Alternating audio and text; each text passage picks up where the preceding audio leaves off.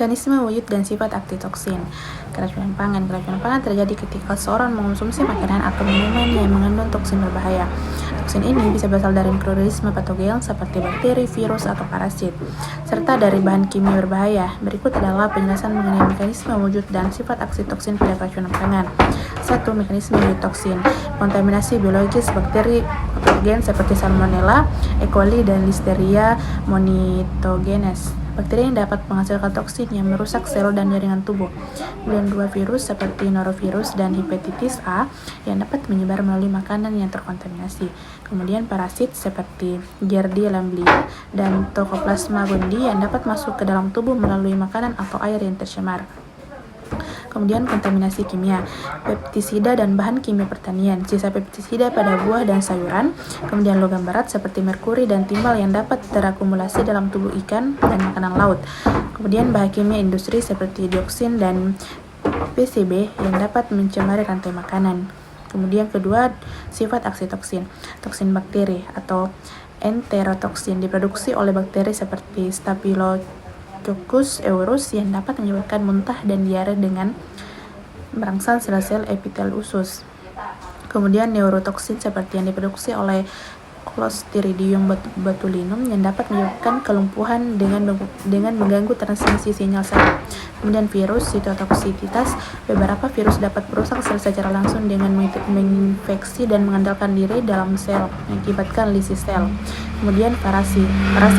Invasi seluler. Parasit dapat memasuki dan merusak jaringan tubuh, menyebabkan reaksi inflamasi dan gejala gastrointestinal. Kemudian bahan kimia. Toksisitas akut dan kronis. Bahan kimia dapat menyebabkan keracunan akut dengan dosis tinggi atau keracunan kronis melalui beberapa jangka panjang. Misalnya, merkuri dapat menyebabkan kerusakan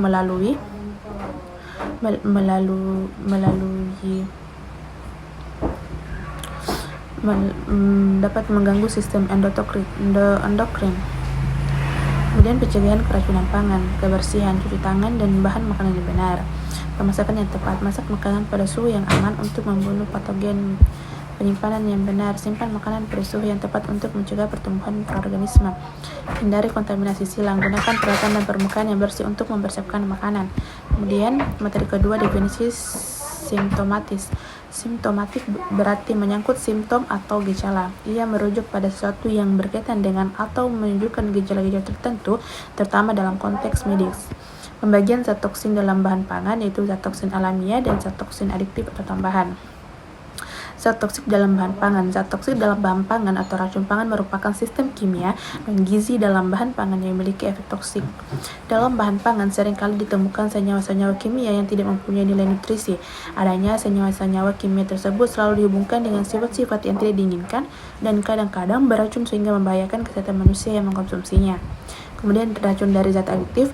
Penyalahgunaan zat adiktif bisa menyebabkan toksik pada seseorang yang mengkonsumsi makanan dengan kandungan zat tambahan yang melebihi kadarnya dalam waktu relatif lama.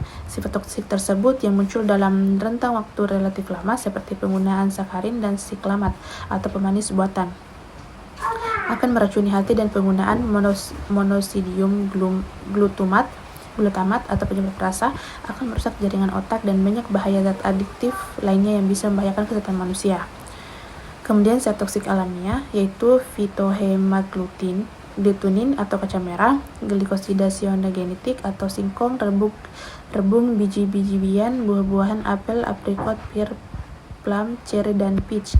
Kemudian glycol-colloid atau ketang, tomat hijau, kumarin, parsnip, dan seledri. Cucurbitacin yaitu zucchini, asam oksalat atau bayam, dan teh.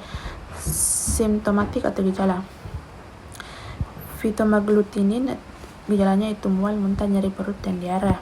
Kemudian glikosida cyanogenic, penyempitan saluran nafas, mual, muntah, sakit kepala. Glycol-colloid, rasa terbakar di mulut, sakit perut, mual, dan muntah. Kumarin, sakit perut, nyeri pada kulit jika terkena sinar matahari. Kemudian zat toksik adiktif atau tambahan. 1. Pengawet, boraks, formalin, natamiksin, dan kalium asetat. Kemudian 2. Pewarna, Vasgreen VCV, Sunstilo VCV, dan transtinin. Kemudian simptomatik atau gejala, yaitu 1. Pengawet, boraks, iritasi pada saluran pernapasan, iritasi kulit dan mata, mual serta sakit kepala. Formalin, iritasi pada saluran pernapasan, iritasi kulit dan mata, mual dan sakit kepala. Natrimisin, mual, muntah, diare dan penurunan nafsu makan. Kalium asetat dapat menyebabkan gangguan pada fungsi ginjal dan zat toksik tambahan. Kemudian upaya pencegahan, 1. Produksi, penerapan praktik pertanian yang baik atau GAP untuk meminimalkan penggunaan pestisida dan pupuk kimia serta menjaga kebersihan lingkungan. Kemudian 2. Pengolahan, penerapan cara pengolahan makanan yang baik dan benar atau CPPB untuk memastikan bahan pangan diolah dengan cara yang higienis dan aman. Kemudian penyimpanan bahan pangan dengan cara yang tepat untuk mencegah kontaminasi dan kerusakan. Kemudian distribusi bahan pangan dengan cara yang aman dan higienis untuk mencegah kontaminasi. Kemudian materi ketiga, toksikologi. Toksikologi adalah ilmu tentang zat beracun. Toksikologi adalah bidang ilmu yang mempelajari efek berbahaya dari bahan kimia dan zat lainnya terhadap organisme hidup. Ia mencakup pemahaman tentang bagaimana zat tersebut memasuki tubuh, bagaimana mereka berinteraksi dengan sistem biologis, dan bagaimana mereka dapat menyebabkan kerusakan. Kemudian konsep dasar toksikologi. 1. Toksisitas, kemampuan zat untuk menyebabkan efek berbahaya pada organisme hidup dapat berbeda-beda tergantung dosis dan durasi paparan.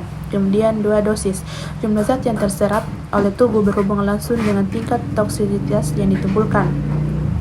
Kemudian toksikan, bahan kimia atau zat lain yang dapat menyebabkan efek berbahaya pada organisme. Kemudian farmakokinetik dan farmakodinamik. Farmakokinetik mempelajari absorpsi, distribusi, metabolisme dan ekskresi zat dalam tubuh. Kemudian farmakodinamik mempelajari mekanisme aksi suatu zat termasuk interaksi dengan reseptor dan target molekuler lainnya. Hubungan dosis atau respon mempelajari bagaimana perubahan dosis dapat mempengaruhi efek yang dihasilkan oleh suatu zat.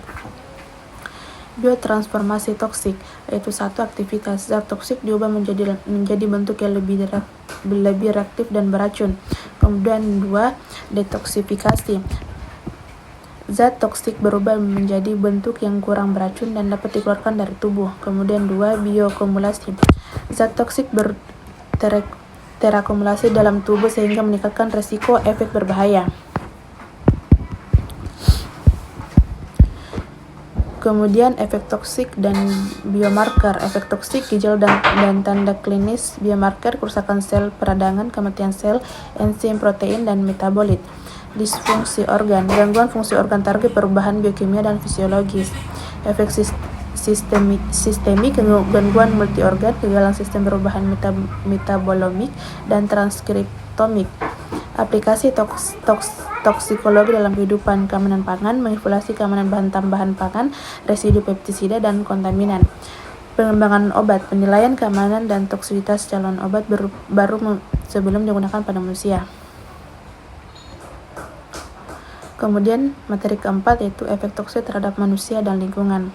Zat toksik dapat memberikan dampak berbahaya bagi kesehatan manusia dan lingkungan. Memahami definisi, sumber, dan jalur masuk zat toksik serta upaya pencegahan dan penanganannya menjadi hal penting untuk dipelajari. 1. Definisi dan jenis zat toksik. Definisi zat toksik. Zat toksik adalah bahan kimia atau zat yang dapat menyebabkan kerusakan atau kematian pada makhluk hidup, termasuk manusia, hewan, dan tumbuhan. 2. Jenis zat toksik. Zat toksik dapat berupa logam berat, pestisida, bahan bakar, obat-obatan, dan banyak lagi. Tiap jenis memiliki karakteristik dan dampak yang berbeda. Sumber dan jalur masuknya zat toksik. Sumber zat toksik. Zat toksik dapat berasal dari limbah industri, kegiatan pertanian, serta penggunaan bahan kimia dalam rumah tangga. Kemudian jalur masuk. Zat toksik dapat masuk ke dalam tubuh melalui pernapasan, pencernaan, dan kontak kulit. Paparan yang terus-menerus dapat menyebabkan kerusakan kronis. Kemudian dampak toksik terhadap kesehatan manusia. Gangguan organ tubuh. Zat toksik dapat merusak organ-organ vital seperti hati, ginjal, dan otak. Masalah pernapasan. Paparan zat toksik melalui pernapasan dapat menyebabkan iritasi paru-paru dan asma. Keracunan kronis. Paparan berkepanjangan dapat menyebabkan keracunan kronis yang berdampak jangka panjang. Kemudian kanker. Beberapa zat toksik diketahui menjadi memicu pertumbuhan sel kanker. Dampak toksik terhadap lingkungan. 1. Pencemaran air. Zat toksik dapat mencemari sumber air minum dan habitat perairan, membahayakan kehidupan akuatik. 2. Degradasi tanah.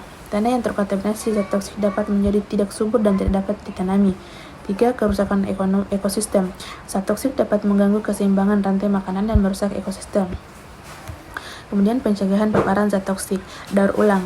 Mendaur ulang limbah dapat mengurangi jumlah zat toksik yang mencemar lingkungan, yaitu kemudian APD. Penggunaan alat pelindungan diri atau APD dapat mencegah paparan zat toksik.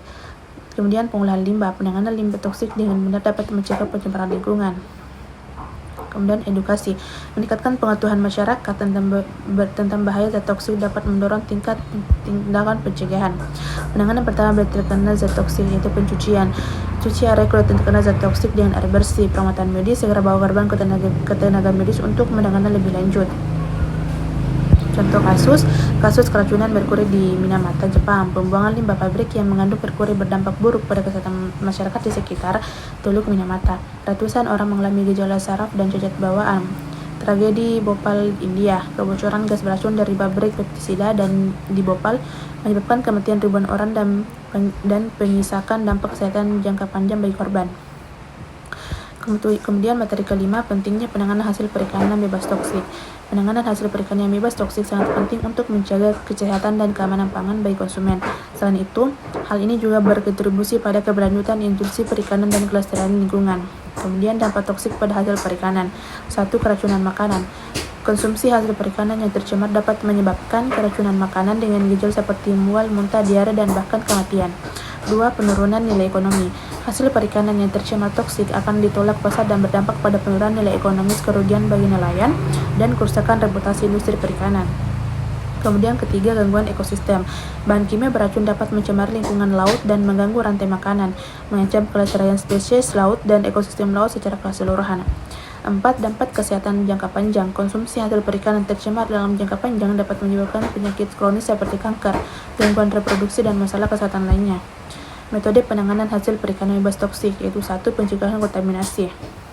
Melakukan pencegahan kontaminasi pada saat penangkapan dan pengolahan seperti penggunaan alat tangkap ramah lingkungan, menghindari penangkapan di area tercemar, dan minimalkan penggunaan bahan kimia. 2. Pemeriksaan dan pengujian. Melakukan pemeriksaan dan pengujian secara berkala terhadap hasil perikanan untuk memastikan tidak terkontaminasi oleh bahan kimia berbahaya. Kemudian ketiga, metode penanganan yang tepat. Penggunaan metode penanganan yang tepat seperti penyimpanan dengan suhu dingin, pengemasan yang aman, dan pengolahan yang higienis. 4. Pengolahan dan penyimpanan. Melakukan pengolahan dan penyimpanan dengan teknik yang tepat dapat untuk menjaga kualitas dan keamanan hasil perikanan seperti teknik pengawetan dan penyimpanan yang aman. Kemudian teknik dan peralatan untuk penanganan bebas toksik yaitu teknik pengujian. Teknik canggih untuk mengujian keberadaan bahaya kimia berbahaya dalam hasil perikanan seperti kromatografi gas spektrometri massa atau GCMC dan spektrometri massa atau MS. Peralatan penanganan.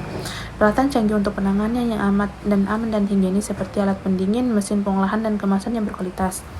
Kemudian sistem pelacakan elektronik untuk melacak asal-usul hasil perikanan dan memastikan kualitas dan keamanan produk. Standar dan regulasi penanganan hasil perikanan bebas toksik yaitu 1. Standar Nasional Indonesia atau SNI menetapkan standar keamanan dan kualitas hasil perikanan. Kemudian kode praktik internasional untuk penanganan hasil perikanan, meningkatkan pedoman internasional untuk penanganan hasil perikanan yang aman dan berkelanjutan. Kemudian regulasi keamanan pangan menetapkan peraturan tentang batas maksimum residu bahan kimia berbahaya dalam hasil perikanan. Kemudian sertifikasi, menetapkan sertifikasi untuk hasil perikanan yang memenuhi standar keamanan dan kualitas. Kemudian peran pemerintah dalam lembaga terkait. Penetapan regulasi. Pemerintah menetapkan regulasi yang ketat untuk mengatur penangkapan, pengolahan, dan perdagangan hasil perikanan. Kemudian pengembangan teknologi. Pemerintah mendorong pengembangan teknologi dan peralatan untuk meningkatkan keamanan dan kualitas hasil perikanan. Kemudian peningkatan kapasitas. Pemerintah memberikan pelatihan dan pendampingan kepada nelayan dan pelaku usaha perikanan tentang praktik penanganan yang aman. Kemudian pemantauan dan pengawasan. Pemerintah melakukan pemantauan dan pengawasan terhadap aktivitas perikanan untuk memastikan kepatuhan terhadap peraturan. Kemudian edukasi dan sosialisasi. Pemerintah dalam melakukan edukasi dan sosialisasi pada masyarakat tentang pentingnya penanganan hasil perikanan yang aman. Edukasi dan kesadaran masyarakat. Meningkatkan kesadaran masyarakat, perlu diberikan edukasi tentang bahaya konsumsi hasil perikanan tercemar dan pentingnya memilih produk yang aman. Kemudian informasi dan edukasi. Informasi dan edukasi harus disampaikan melalui berbagai media seperti seminar, workshop, dan media massa. Kemudian pembangunan budaya aman, membangun budaya aman konsumsi hasil perikanan di masyarakat dengan meningkatkan kesadaran tentang pentingnya penanganan yang aman dan bertanggung jawab. Kemudian peran aktif masyarakat. Masyarakat dapat berperan aktif dalam pengawasan dan melaporkan aktivitas perikanan yang merugikan lingkungan dan kesehatan.